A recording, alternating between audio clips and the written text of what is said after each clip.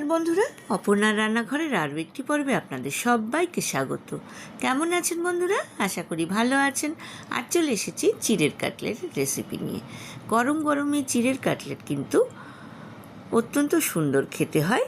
চলুন দেখে নিই আমি কিভাবে এই চিড়ের কাটলেট বানালাম।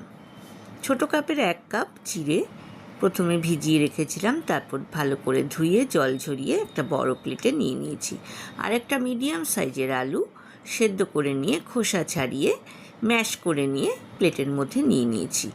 এর মধ্যে দিয়ে দিলাম একটা মিডিয়াম সাইজের কুচনো পেঁয়াজ, 1 টেবিল স্পুন কুচনো আদা, 1 টেবিল স্পুন কুচনো রসুন আর 2 টেবিল স্পুন কুচনো ধনে পাতা। এবার এর মধ্যে দিয়ে দিলাম 1 মুঠো চিনেবাদাম, দিয়ে দিলাম স্বাদ মতো নুন, দিয়ে দেব 1/4 টেবিল স্পুন করে হলুদ গুঁড়ো, কাশ্মীরি লাল লঙ্কার গুঁড়ো আর জিরের গুঁড়ো।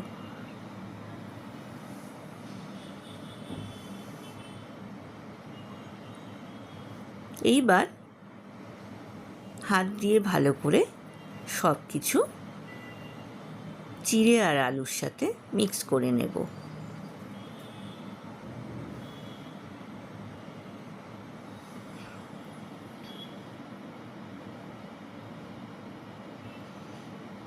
ভালো করে মিক্স করে নেওয়ার জন্য এর মধ্যে আমি দিয়ে দিলাম 2 টেবিল স্পুন ব্রেড ক্রাম্ব দিয়ে আমি আবারও ভালো করে মেখে নিলাম।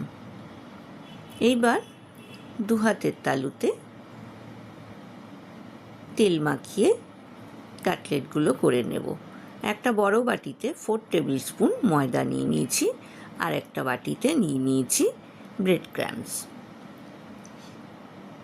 ময়দা যে বাটিতে নিয়েছি তার মধ্যে আমি সামান্য একটু নুন আর অল্প অল্প করে জল দিয়ে এর একটা ঠিক ব্যাটার বানিয়ে নেব। স্পুন দিয়ে আমি খুব ভালো করে ফেটিয়ে নিচ্ছি, যাতে এর মধ্যে কোনো লাম্পস বা ডেলা না থাকে। বন্ধুরা যারা প্রথম থেকে আমার সঙ্গে আছেন তাদেরকে অনেক ধন্যবাদ। আর যেসব বন্ধুরা প্রথম আমার চ্যানেলে ভিজিট করছেন তাদেরকে আমার চ্যানেলে স্বাগত জানাই। 2 হাতের তালুতে তেল মাখিয়ে আমি কাটলেটগুলো গড়ে নিচ্ছি।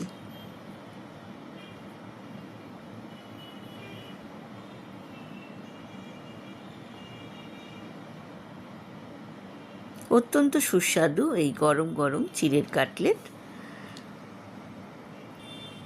এইবার এক একটা কাটলেট নিয়ে ময়দার ব্যাটারে ডুবিয়ে ব্রেড ক্রাম্বস লাগিয়ে রেডি করে নেব। অপরদিকে গ্যাস ওভেনে আমি একটা কড়াই বসিয়ে দিয়েছি, তাতে 1 কফি মগ রিফাইন অয়েল আগে থেকে গরম করে রেখেছি। এইবার এক একটা করে গড়া কাটলেট নিয়ে আমি ময়দার ব্যাটারে ডুবিয়ে ব্রেড ক্রাম্বস লাগিয়ে কড়াইতে দিয়ে দিচ্ছি। 2 পিঠ বাদামি করে ভেজে তুলে নেব।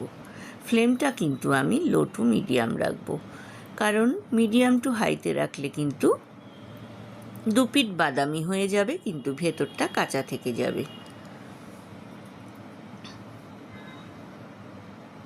যেভাবে আমি কাটলেটগুলো গড়েছিলাম, তারপর ব্যাটার লাগানোর পর আর ব্রেড ক্রাম্বস লাগানোর পর এর আকারগুলো কিন্তু একটু বড় হয়ে গিয়েছে।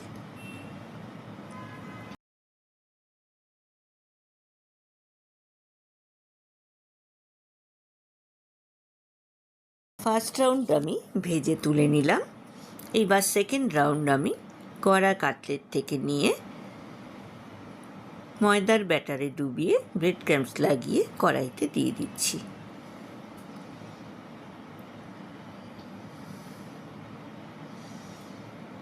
এই বর্ষার দিনে বিকেলবেলা চটপটা কিছু খেতে ইচ্ছা করে, সেই সময় কিন্তু এই চিড়ের কাটলেট অনায়াসেই বানিয়ে নেওয়া যেতে পারে।